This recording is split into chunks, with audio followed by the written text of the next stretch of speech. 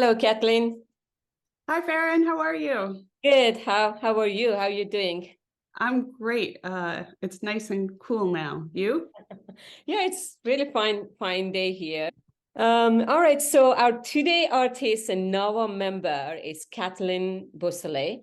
She's an awesome artist as well as NAWA's member, and she's here with us today to talk about herself and her artwork. Welcome to our conversation, Kathleen. Thank you for having me. I really appreciate you taking the time. Thank you. Would you please tell us about yourself and how you started as an artist?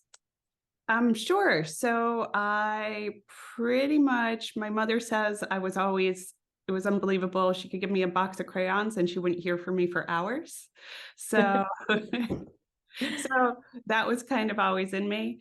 And then I knew in high school, then that's what I wanted to do. And then I went to art school and I went to Syracuse. I went to RISD pre-college, Syracuse undergrad, and then I was in SUNY Empire State, but that program went defunct. Yeah, I used to teach at RISD for a couple of years. Yeah, but commuting was quite difficult from New York City to Providence. It's a great so town. you are a professional and educated as an artist. Yes, Correct. yes. So what type of medium you started with? So I'm primarily working oil, but I like working in everything. So I mean, I think I definitely I do a lot of pen and ink drawings. I do acrylic understudies. They're nice and quick. So I will bounce around. I'll bring gouache when I vacation. So I pretty much stick to gouache, acrylic, pen and ink, pencil, and oil, but primarily oil. My oil paintings are what I'm known for. So are you study as a painter in the college too? Or yep, what? I was a painting major. Yes, with a printmaking minor. So yes. So you still do painting and printmaking as a kind of minor also. You identify as with the painting. Yes, right? Painting and drawing. I don't have a press, so and I was pretty much in etching and intaglio was my specialty, and it's just too much to maintain. So maybe a residency is in the future to get me access to. So you're working as a full-time artist I'm today? working as a full-time artist. I was a full-time artist, and then I had 3 kids, so I took about 13 years off. But I will say that during that time, I still painted and I really worked on drills. So I would do funny projects where it's like, I'm only going to use a palette knife for 2 years. I'm going to use a limited palette for 2 years. And it wasn't even just like, I'm going to explore this. So once I I was painting that whole time, doing commissions, and kind of that helped me work out my whole business because I was in a gallery prior, and then I just wasn't producing enough when I had kids. So I was taking commissions here and there, and that really helped me get my business side running and really worked on a lot of skills. So once I kind of had the mindset to go back and, the time to dedicate for a studio practice, for me, it really was, I needed that like a solid chunk of time to let my brain start thinking of work that way. I know there are people that can balance it with kids. I just couldn't. So yeah. To be honest, Kathleen, when I saw your work, of course, I saw your website first, and I saw some of the painting. I wasn't sure if they are painting or photo. Yeah. And then this one in particular, I was just, what? Because I couldn't see any information about them. So you consider as realistic, hyper-realistic artist? What type of a style you do? I consider myself a contemporary realist. I'm photo-based, but I am a contemporary realist. So I started out, these are some of my early works, and those were much more photorealist, and then I'm kind of getting looser as I go. Yeah. Wow. So what happened was I did a cross-country tour. Okay. Out to all the baseball stadiums. So driving cross country, that's what we did. I realized during that trip that two things. One, that I hate baseball, Oh, and two, that the crowd was absolutely fascinating. So yeah. I would go to the games and they're really long, and I would sit there and just draw the crowds. I mean, I had tons of drawings. I think it was a 2-week trip and we moved cross country. And when I got there, I had these great drawings and I was looking at them, and they're really fascinating because each stadium has a very different like vibe. Like you could tell when you were at one, like at the Cardinals, and it would all be red, and then the next stadium would all be blue. So I did this whole series of stadiums and if I couldn't go to the actual stadium, I photographed the crowds off of the TV. So Yeah. you're watching, you get this weird blur and a filter because you're seeing things through the screen, which is very relevant today with iPads and phones. Yeah. So that was one of my first series. Was I had a whole stadium series on Yeah. crowds, and ever since then I've been obsessed with how people organize. I mean, it's totally fascinating. So like city planners, they study ants, and stadiums are actually built like an anthill. Yeah. They put these pillars so we follow into these rows and go single file and just like file out just like an ant. So I just find this kind of these underlying habits that humans follow without knowing. That's really what my work is about at the core, how we all come together. Yeah, wow, very interesting. I mean, by the way, you're not alone in baseball not liking. Many people, I'm sure they're gonna do thumbs down because the American love baseball. But for me, it's really boring sitting there 3-4 hours. I can't take it. It's slow. It's slow for me. Yeah, but your painting are amazing. Look at this. How much work you put into a painting like this. I mean, like you should be really like, it require a passion to create something because it takes long time, I guess. The time element is interesting, and the meaning of a painting changes with the time in creating it. Okay. And that's what separates a painting from a photograph, is that time element and that element of hand. And the reason I say I'm photo based is, and you can see this in some of my later work, as you're spending all that time on a painting, you start tweaking it and you start changing the composition, and you might change a shirt and you add these nuances, and that time builds these deeper meanings and these deeper connections. So that time is a very important piece of my process. Okay. How you do this? This is not relevantly a smaller piece, like 12 by 12. How you use magnifying glasses or something to paint it those pieces? Nope. So you have good vision then. Yep. I just got glasses for the first time, but yes. Yeah. Yeah, because for me, I'm working small, like detail T, but I always have to use magnifying glasses. I can really. So this is still part of the same stadium, but I assume this is from TV. Yes. Okay. You can see the blur of the TV. Yeah. So you try to even capture that being a view from TV screen instead of being from real, right? Yep. Wow. So this was in a show, and they all showed. It was interesting because you had the ones from life, and then I had the paintings from the TV. But you get this distortion off of the TV, but you still get the sense of the color of the stadium, which is the tribalism of people. It was the same. We all wear these blue colors, and it's the us versus them, and just that how that tribalism still plays out in our culture and society. Wow. Okay. So I see some of them are on oil and some pencil and paper. Is that something you intended to do, or you did first with the pencil and then you create another version on oil? So it's a great question. I got to break that down and answer it 2 parts. So for every painting I do, especially my more recent bigger paintings, I will do a a sketch first, and then I will do a color study. So my sketch is usually a value sketch, and then I do color study, and then I'll blow that up for the paintings. This drawing on the right was just a drawing. I don't think I did a painting of it, but the painting was slightly different. So that just lived as a drawing. So sometimes I just do drawings that are just drawings, and sometimes it's like, okay, that's I want that to be a painting. Yeah. All right. Yeah. So it quite different. I mean, most of your painting, this is my guess, are people oriented. I mean, the subject of your painting are about people. Yep, I'm a figurative painter. Yeah. Yep.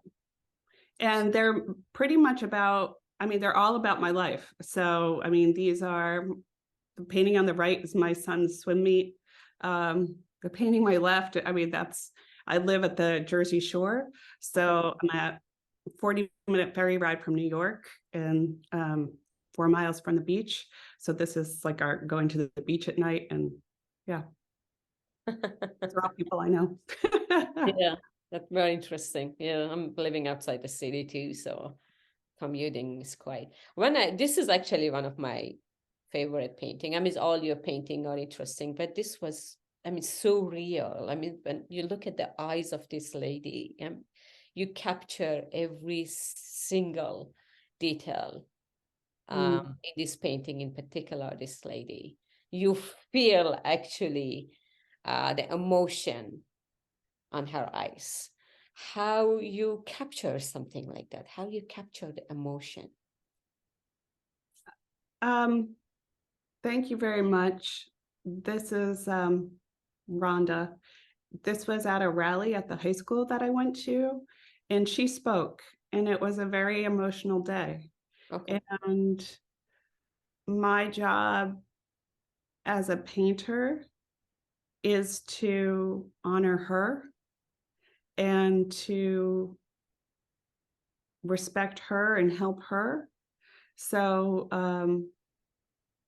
I just had to tap into that. She gave a very powerful speech that day, and I had to do her justice. Yeah. So I think that's maybe because it touched you on the heart. So that's why you were able to capture the inner and outer feeling. Oh, thank you. It's been a pleasure to get to know her also. And yeah, it's been even the people behind her, you can feel the vibe, you can feel that energy. And this is our 2020. I mean, 2020 was crazy year for everyone. Yes. It was one of the most emotional year, I should say. 2020 was. Yeah. Very interesting. And this was that same day at the same rally, and those were all the high school students. So, okay. But this one said 2022. So, but you painted 2022. Okay, yes. and that image. Yes. So I started this. I like to also play with how I build a painting. Okay. If I'm talking about how people organize, I'm also interested in how a painting is organized. So this started out with a dead color palette, which is a dead color layer, which is a grayish color. And then I added the color towards the center. So the color is fading out. So I'm playing with the way that historically paintings were made. And then I have from Delacroix Liberty crossing the Liberty painting. And now my brain is blanking, but there's an arm from that in it. So I'm putting elements of art history in there. And that also kind of plays with the meaning of, these political gatherings keep happening. And during the pandemic, there are 5 different types of crowds. I consider myself a crowd painter. And I talked to some of the psychs, and they were debating if there's a new type of crowd because of the pandemic, because people were organizing online and then going out. So that debate was sort of happening as I was doing this. So part of the reason that we have that is that like a lot of the Martin Luther King photos are in black and white, and there was color photography then. So there's this, why do they put it in black and white to make it seem later?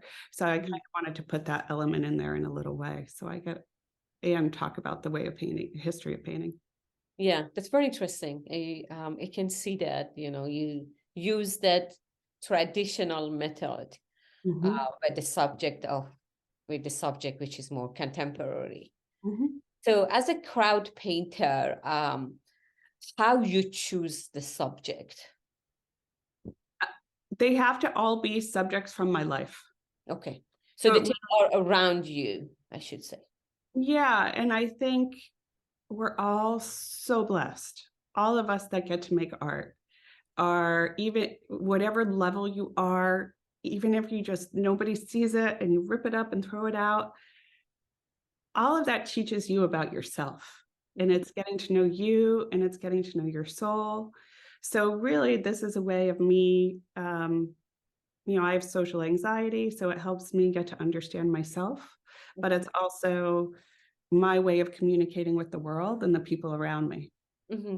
And what is matter Yes. your Yeah. life and other people life.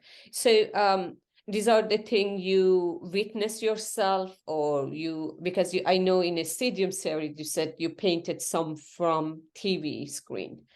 All this social gathering or different movement are the thing you Yep. witness yourself, or you also often do from photo?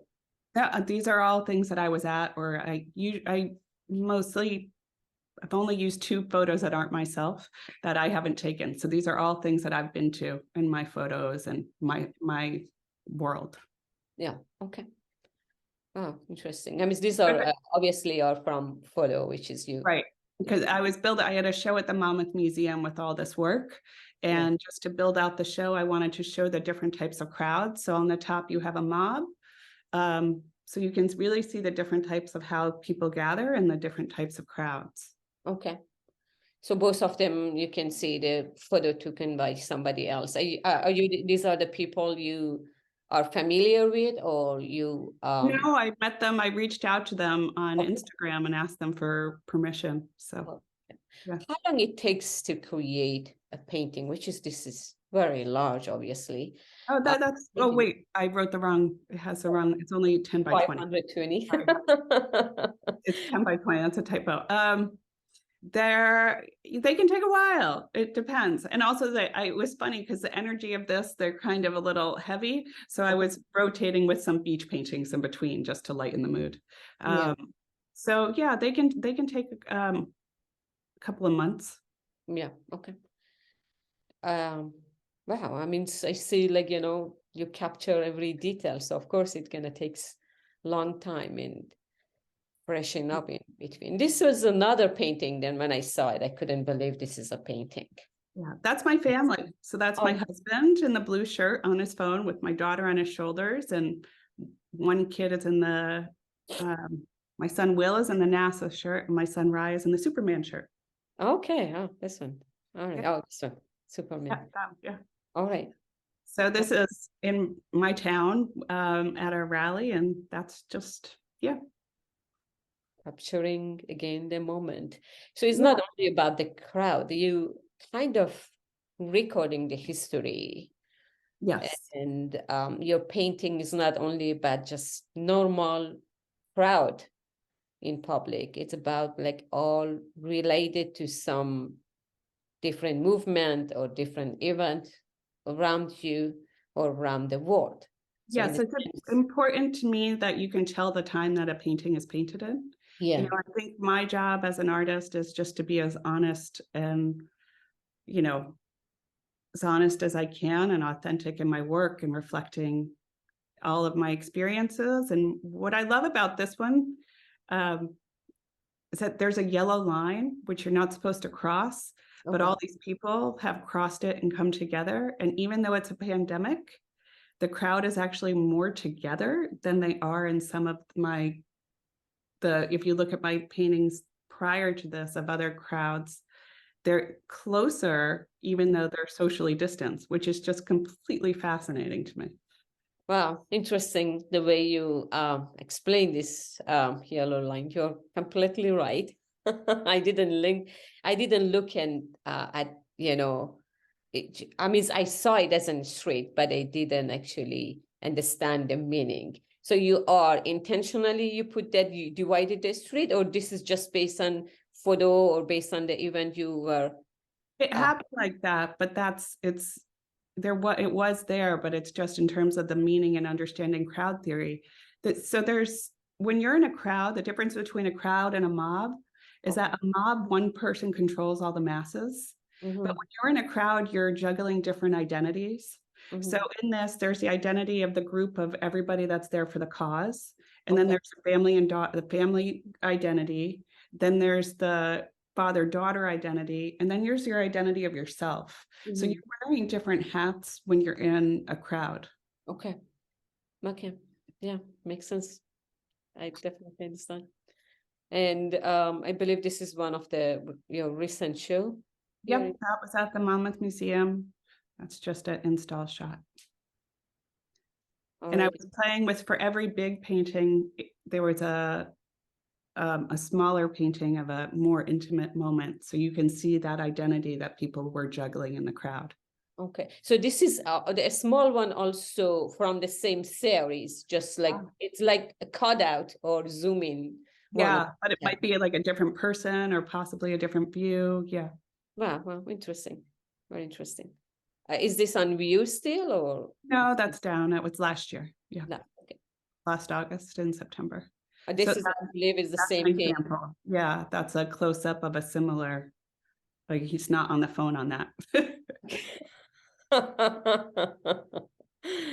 Phone. And this is from the same series, but the smaller one? Yes. Wow.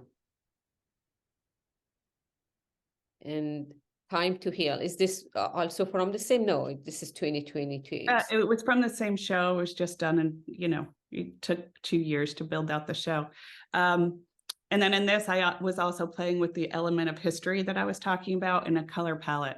So it has this sort of dated 1950s feel to the painting, but then you can see that it's 2022. There are all the hints in the painting to the time. So, yeah. Yeah. Wow.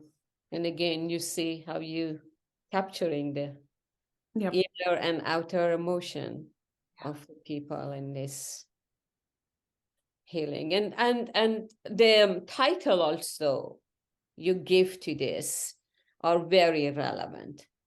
Thank you. And even if I don't say the title, I can actually read the painting. So I say, like, you very intellectual actually title for the painting, that's amazing, and it shows your level of understanding and the thought you put into that painting. Thanks. So while I was working on that, I just needed a little bit of when I needed a break from the political work, I was doing these beach paintings. And so these were at Art Fair 14C in 2022. Okay, I see. Sometimes, we all need to break, right? Break from all those craziness and politics and all those, and just refresh and see the world with fresh eyes. So that's what we do. We go to nature. I think that's what I see in this painting. And I see why you use this type of color tone in this painting. Is it based on the time of the day? Like this red color. Yeah, so again, just like I was playing within those last paintings on what the color palette can do to the painting. So, am I going to use a traditional like burnt umber ground? Can I even gray that out even more and have a dead color palette and use that? So in my last show, I started playing with, some paintings were done with like a 1950s feel. One was done with like a 1960s, 70s type feel, Kodak feel. So I was sort of pushing that with the beach scene. And when I think about why pink, like what pink is the feeling that I feel with the sun, or like a yellow, or but I think it's just pink, that's just hot sun to me. So that's really, I went into it, was like, okay, what's going to happen if I do a pink underpainting and that reflects through? And then I sort of liked the reading. It can have the feeling of a sunset. It could have the feeling of, some people have looked into it as a toxic feeling, comment on, that and an environmental change. So I like that it brings this a question of why pink. Yeah. For me, when I saw it, I thought this was a mid hot day. Yeah. When I actually saw it for first, I said, it was like a mid hot day. That's why that's a feeling. I got it. But you're right. Some can feel it's a sunset or sunrise, right? Yeah. That's also based on how you see it. So to visualize it based on different observer. Right. And I like having those different layers in the reading. Yeah, awesome. That's the same thing of beach and relaxation. Yeah, that's I'm finishing this one up here. And then so that's just showing part of my process where I'll just, do my start from sketches, then do a value study, then a color study. So just to show a little bit of my process. Yeah, but these are two different things, right? Two different painting, I believe. Yeah. Yep. Okay, so this is a still you working. So this is the first stage. You sketch and then you already enlarge it on canvas. Yeah. So, I'm putting a bunch of different photos together and yeah. Okay. So you take different photo from different angle and then you kind of enlarge it the way you want. Yep. Right? So it's not okay. All right, very interesting. I mean, Kathleen has a beautiful website too, which is like, you have a lot of your artwork here and very amazing and easy kind of to navigate through your website as well. So, which is, I encourage everyone to take a look and observe more of your work in your website.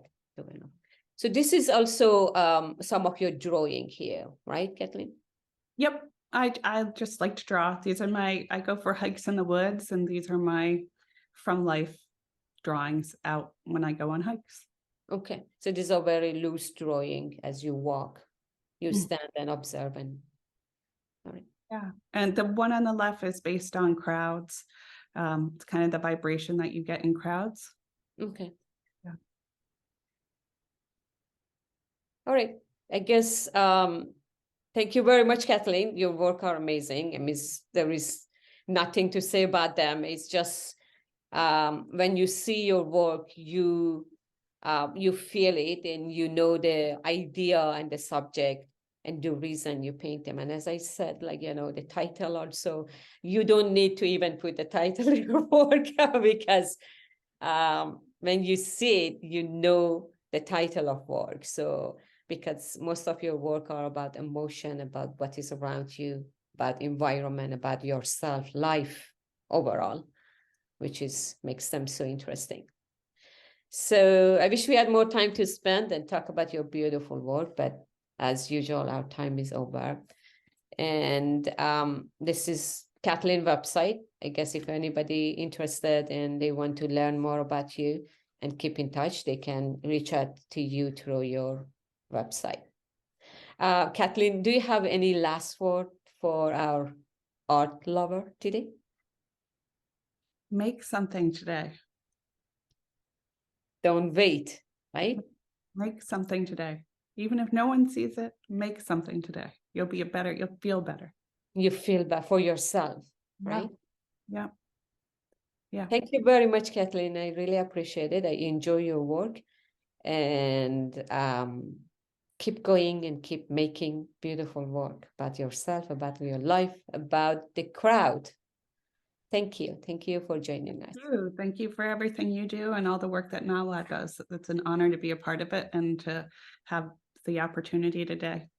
Thank you. Thank you, Kathleen. Thanks. Okay.